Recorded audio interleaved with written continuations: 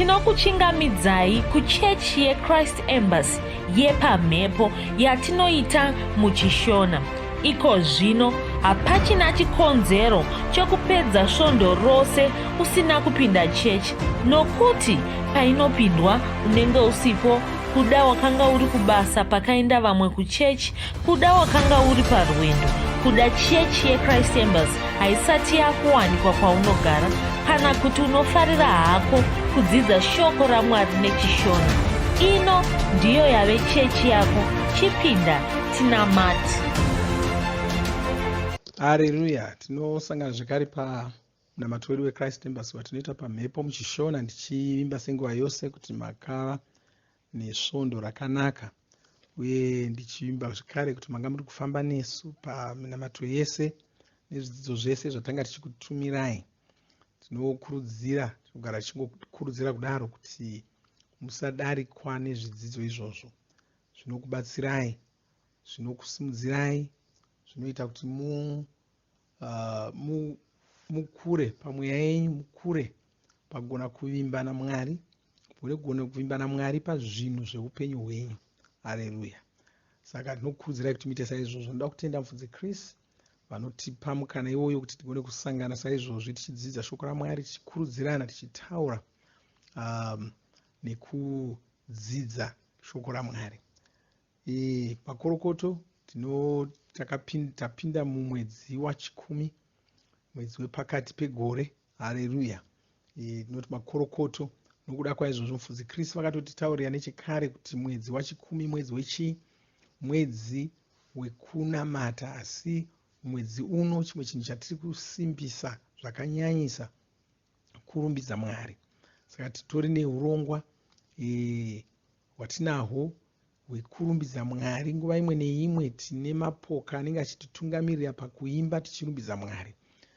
Anenge aripo pamhepo, munogona kukabata paindaneti tichinamata saizvo tichirumbidza Mwari. Nguva imwe neimwe pane boka riri kutotungamirira kuimba nokurumbidza Mwari. Tichataura zvakati wandei pamusoro penyaya iyoyo musvondo rinotevera. Haleluya. Asi tanga tiri mumwedzi wachivabvu tichidzidza zvakawanda pamusoro pekurumbidza Mwari. Tanga tiri kudzidza zvakawanda pamusoro pekurumbidza Mwari. Takafamba nemapisarema yezana nemakumi mana nepfumbamwe. Tikaverenga ndima dzokutanga ipapo kwanzi rumbidza Jehovha, imbirai Jehovha rwiyo rutsva, rumbidzo yake paungano yavatsvene. Rimwe bhaibheri kwanzi haleluya, imbirai Jehovha rwiyo rutsva nokurumbidza kwake paungano yavatsvene. Takataura pamusoro pekurumbidza Mwari saizvozvo. Takataura pamusoro pekunamata Mwari nokurumbidza Mwari. Takataura pamusoro pekurumbidza Mwari nokuimbira Mwari nziyo tsva. Takasimbisa nyaya iyoyo tikatsanangura kuti nemhakei tichifanira kuimbira Mwari nziyo itsva. Hatifaniri kungoramba tichingoimba dzekare. Tiri kuwedzera kunzwisisa shoko raMwari, tiri kuwedzera kunzwisisa nyasha dzaMwari, kushanda kwaMwari mukati meupenyu hwedu. Saka tichiwedzera kunzwisisa kudaro, kutenda kwatinovaita, kuvarumbidza kwatinoita Mwari kunofanira kushanduka kuchifambirana noruzivo rwedu rutsva rwatinenge taanarwo. Mwari pachavo vanototaura sezvataona mundima iyoyi vachiti kwanzi ndiimbirei nziyo itsva. Vanodawo kuimbirwa nziyo itsva. Pane chimwe chatakataura patakatitaura pamusoro penyaya iyoyo tichiti nyangwe isu vanhu hatigoni kungokuita makore nemakore tichingofamba nerwiyo rumwe chete. Tinotomirira kuti rumwe rutsva ruri kupitika, rumbo rukabuda tikambofamba narwo, tinosvika pakuneta narwo, tomirira kuti pabude rumwezve. Saka naMwariwo vanoda kuti zviite saizvozvo. Saka takataura pamusoro pekuimbira Jehovha rwiyo rutsva saizvozvo. Haleluya. Takataura zvekare pamusoro pekunakirwa nechikristu. Takati nakirwa nechikristu, takaona ndima iyoyo.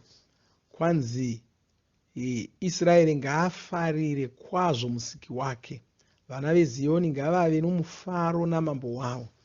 Taura kuti kufarira Mwari nokunakirwa nechikristu chako ndo chimwe chinhu chinokubatsira kuti ugone kunyatsorumbidza Mwari nomwoyo wose, chirumbidza Mwari nomwoyo unoda. Nakirwa nechikristu chako, nakirwa nokuenda kuchechi, nakirwa nevamwe vakristu nevamwe vatsvene. Tikasimbisa kuti kuna vamwe vanhu vasingafariri zvinhu zvokuchechi, havafariri vanhu vokuchechi, havafariri zvinhu zvinoitika kuchechi, hazvinyanyi kuvanakidza. Ndosaka nguva imwe neimwe uchivawana vari vachingomhanyira kunzvimbo dzisiri idzo. Haleluya. Asi muna Dhavhidhi iyeyu anotaura muna mapisarema 23 anoti wakaropafadzwa uyo asingagari pamwe chete navadadi, asingagari pamwe chete navanhu vasingatendi. Haleluya. Anofarira iye Dhavhidhi zvekare anotaura chikwanzi, ndakafara pavakati kwandiri, handei kuimba yaJehovha. Zvinhu zvaMwari ndo zvaaifarira. Kana uchitsvaka nokushuva kuva noupenyu hwakaita saDhavhidhi, ita zvaakanga achiita. Haleluya. Ita zvaakanga achiita, waifarira imba yaJehovha. Kwanzi zvinotori nani kuti ndinzi uya hako unge wakamira pamukova uchichengeta masuo emba yaJehovha pachinhambo chokuenda kuvanhu vasingatendi, vasingadi Mwari. Iwe ndo zvaunofanira kuita. Nakirwa. Vanhu vokuchechi ndo vanofanira kukunakidza, ndo dzofanira kunge dziri shamwari dzako. Zvinhu zvokuchechi ndo zvofanira zvichikunakidza. Kana kukanzi kuno munamato hazvifaniri kukurwadza, zvinofanira kutokunakidza. Haleluya. Chero zvikanzi munamato wareba hazvifaniri kukurwadza, zvinofanira kukunakidza. Haikona kungozonakirwa kana bhora ririro rega ranzi rawedzerwa imwe nguva. Chero kuchechi kukawedzerwa imwe nguva, fara uri ikoko, zvijaidze kudaro. Zvinhu zvaunozvijaidza kuita, zvingasangouya zvega, asi zvinhu zvaunozvijaidza kuita, zvinhu zvaunozviudza. Haleluya. Chero muviri wako ukasakasira kunakirwa nazvo, ramba uchimutaurira kuti aiwa ndo pedu pano, ndo pedu pano. Ndo zvaunofanira kuita izvozvo. Haleluya. Tikazotaurira zvekare pamusoro pekutambira Mwari, kwanzi pandima 3 kwanzi ngavarumbidze zita rake vachimutambira, ngavamuimbire nziyo dzokurumbidza nengoma nembira. Takataura pamusoro pekutambira Jehovha,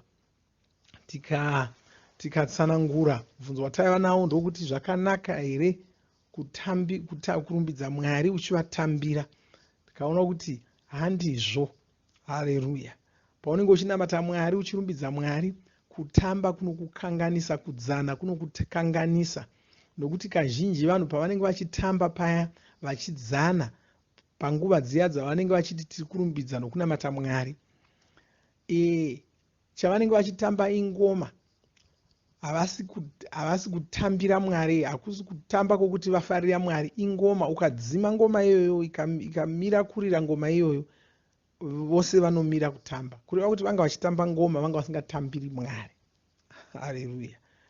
Saka kureva kuti pfungwa dzavo dzanga dzichingori kungoma, nokuti kana kuti unyatsotamba kangoma zvakanaka, unofanira kunge uchiitevera mafambiro ayo, uchiitevera mafambiro ayo.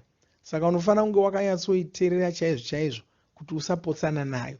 Painoshanduka ichienda nokoko, iwe woteverawo uchienda neikoko. Painoshanduka ichienda nokoko, iwe wotevera, kureva kuti ndo yawakanyanya kuteerera kwairi. Pfungwa dzako ndo kwadzakanyanya kurerekera ikoko. Tsvaka kuti usabuda mugwara, usabuda mungoma iyoyo. Asi takataurirwa mufudzi akatotidzidzisa izvozvo kuti kutambira Mwari chaiko chaiko kunobva mumweya, uye hakunei ngoma. Ngoma isingariri, mufaro ukawanda mweya mako, unongozozviwana wakuuruka. Ndo zvakanga zvichitwa naDhavhidhi paya patinofunga kuti panonzi wanga ari kutambira Mwari, wanga ari kuuruka zvaiva mumweya make. Haleluya. Ndo zvaunofanirawo kuita izvozvo. Haleluya. Saka takadzidza pamusoro pekurumbidza, uye takati tiri kudzidza pamusoro pekurumbidza kudai nokuda kwokuti fudzi Kristu akatitaurira kuti kutanga mwedzi uno wa10 zvichienda mberi tichange tiri kurumbidza Mwari zvakanyanya. Tichange tichirumbidza Mwari, iyo mufudzi Kristu vakatonyatsotaura vakati tiri kurumbidza Mwari kusvikira pakubvutwa kwavatsvene. Saka kureva zvekare izvozvo kuti kubvutwa kwavatsvene kwava pedo chaizvo. Haleluya. Saka tinotenda Mwari nokuda kwaizvozvo, uye toda kukokai zvekare nokurangaridzai kuti chirongwa chokurumbidza Mwari ichocho chakatotanga, tatova nacho, chakatanga musi wokutanga womwedzi uno wa10. Kuti mubatane nesu zviwanire zvinhambo 30 zuva rimwe nerimwe raunoimbira Mwari, uchivarumbidza, uchivanamata. Haleluya. Saka kunyange usingagoni kubata chirongwa ichocho pamhepo, uri wega, zvipe zvinhambo 30 zuva rimwe nerimwe zvokungorumbidza Mwari nokungonamata Mwari, nokuvaimbira, uchivaimbira nziyo itsva. Haleluya. Dzimwe dzacho ndozamunoona tichiimba kunyangwe paminamato yedu yepamhepo iyoyi. Haleluya. Asi toda kuti tibve takasira tipinde pachidyo. Nhasi ndo svondo redu rokutanga remwedzi wa10. Saka senguva yose tinodya chidyo. Saka ndoda kuti tibve tapinda pachidyo ichocho. Ndoda kuverengerai tsamba yokutanga kuvakorinde chitsauko che11 chete, ndima 23 kwanzi, nokuti zvinhu zvandakakupai zviya ndakazvigamuchira kubva kuna Ishe, zvokuti Ishe Jesu usiku huya hwavakapandukirwa vakatora chingwa, vakatenda Mwari pamusoro pacho, ndokuchimedura, ndokutaura vachiti, torai mudye, ndiwo muviri wangu unomedurirwa imi, itai izvi muchindirangarira. Haleluya. Ndokuti mutore chingwa ichocho tonamata tichiropafadza. Baba, nezita raJesu Kristu ndinoda kutendai, ndokurumbidzai, ndopa mbiri kuzita renyu, ndokutendai nokuda kunaka kwenyu muzita raJesu Kristu. Ndoda kutendai nokuda zvatakaitirwa naJesu pamuchinjikwa. Ndoda kutendai nokuda kwekuporeswa kwatakawana, ruponeso rwatakawana. Ndokutendai nokuda kumedurwa kwomuviri wenyu muzita raJesu Kristu. Baba, tinonamata iko zvino chiropafadza chingwa ichi patinochidya pamwe chete nezita raJesu Kristu. Muchengetera mumwe nomumwe anobatana neni pakudya chingwa ichochi nezita raJesu. Kana anga ane zvirwere mukati momuviri wake zvinopora zvese muzita raJesu Kristu. Baba, ndinokutendai. Amen. Kuti timedure chingwa ichochi tobva tachidya pamwe chete.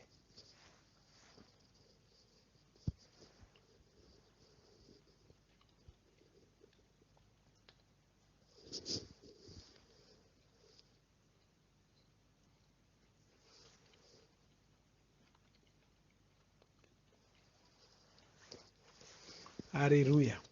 Kwayo vakazopedza kurayira, vakabva vatora mukombe ndokuenderera mberi nenyaya yavo iyi, vakati, mukombe uyu isungano, ndiyo sungano itsva muropa rangu.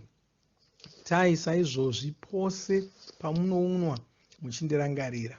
Nokuti nguva dzose kana muchidya chingwa ichi nokunwa mukombe uyu munenge muchiparidza rufu rwaShe kusvikira vachidzoka.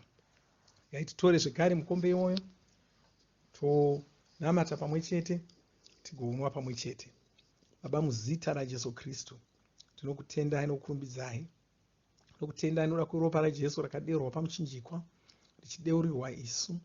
Toda kutendai nokuti nokuda kweropa iroro tava zvisikwa zvitsva.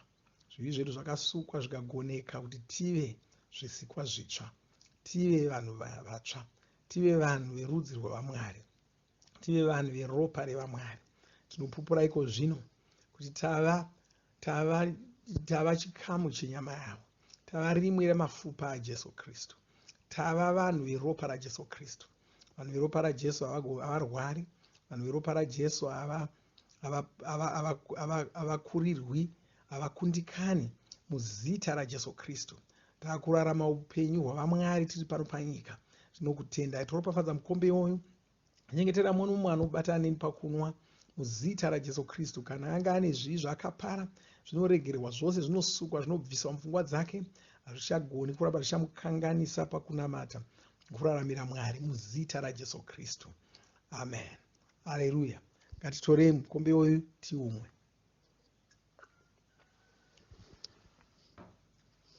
Haleluya. Kuti titende Mwari, tichirumbidza Mwari, tichinamata, titenda Mwari pamusoro pemwedzi watatanga iwoyu, mwedzi watiri kuona kushanda kwaMwari mukati muupenyu hwedu nenzira dzakawanda-wanda. Baba, doda kutendai nezita raJesu Kristu. Pambiri kwamuri. Doda kutendai noda kumwedzi watatanga uyu, mwedzi watiri kurumbidzai, mwedzi watiri kunamata, mwedzi watiri kuona kushanda kweshoko raMwari nesimba raMwari muupenyu hwedu, mumhuri dzedu, pasi rose. Baba, ndonyengetera muno mumwe wandanamata naye pamunamato uno, taura maropafadzo pamusoro poupenyu hwake muzita ramambo Jesu Kristu. Baba, ndinokutendai, ndinyengetera vese vanogona kunge vasiri kunzwa zvakanaka, tichidzingira kure zvirwere, tichidzingira kure marwadzo muzita ramambo Jesu Kristu. Ndinokutendai. Amen. Haleluya. Zvakanaka, ngatisangane zvekare pasvondo rinouya tichienderera mberi tichidzidza shoko raMwari tichinamata pamwe chete. Musakanganwa zuva rimwe nerimwe, zvipe zvinhambo 30 zvaunenge uchirumbidza Mwari uchinamata. Uyezve pamazuva edu ekunamata muvhuro chitatu nechishanu,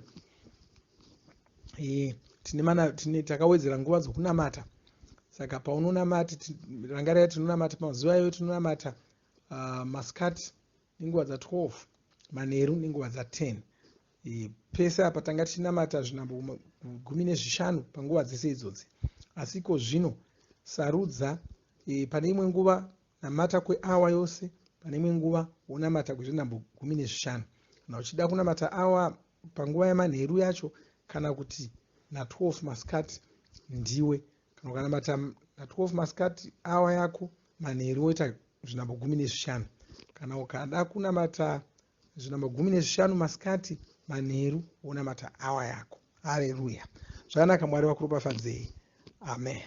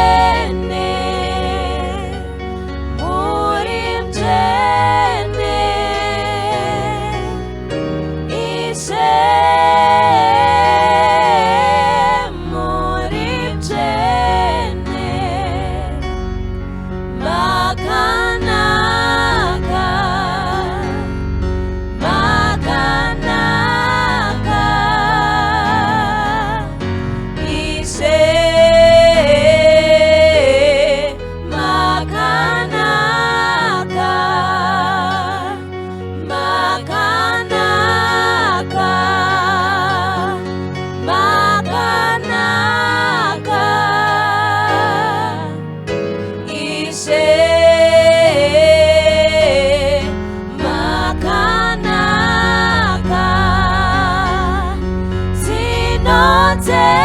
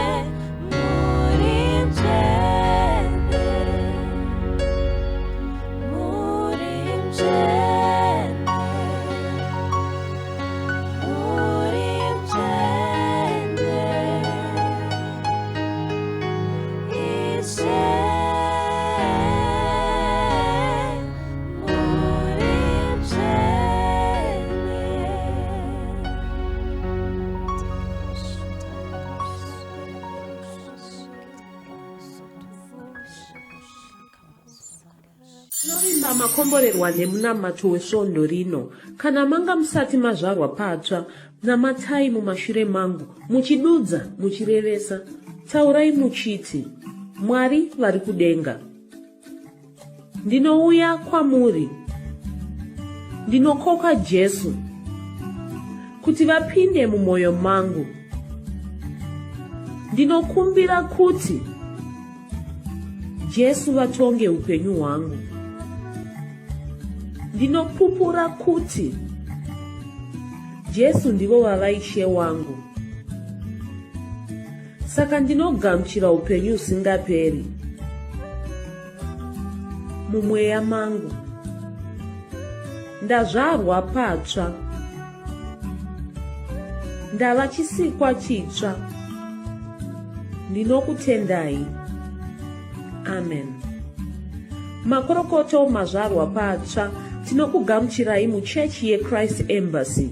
Titumirei zita renyu nekwamunogara. Munogona kutumira iri SMS kana WhatsApp pa 0772 215 kana kutuma tsamba pa shona@gmail.com. Muchida kupa mpiro yenyu neEcocash, rovai namba *151*2*5*58225 motevera zvinenge zviri kutaurwa neEcocash ipapo. Kana muine nhare dzemazuva ano munogona kushandisa KingsPay kupa mpiro yenyu. Shandisai kodhi inoti TNIOG nemavara makuru. Tinoda kukuzivisai zvinotevera. Tinokurudzira kuti musadarikwe nezvidzidzo zveRhapsody. Zvidzidzei kuti shoko riwande mamuri mugone kumirisana nezvinhu zvinonetsa muupenyu. Tinodavo kuzivisa vane nhare dzeEconet kuti *205# mava kugona kuwana Rhapsody panhare dzenyu kunyangwe musina WhatsApp. Rovai nhare idzi muwane Rhapsody panhare dzenyu zuva rimwe nerimwe. Munorova *205# mosarudza daily devotional. Subscribe Shona Rhapsody muchishona. Munamato uno munoubata pa WhatsApp, pa radio, pa YouTube panoti Shona Online Church, pa www.ce-shonachurch.org nepa vcc.rhapsodyofrealities.org. Tinokumbira mutizivise kana muri kutibata pane imwe yenzvimbo idzi. Kana pari painternet munogona kunyoresa muchitipa zita renyu. Kana pari pa WhatsApp tinyorerei tigopota tichikutumirai zvimwe zvidzidzo kana kutitumira SMS pa 0772 166 928. Ivai nesvondo rakanaka.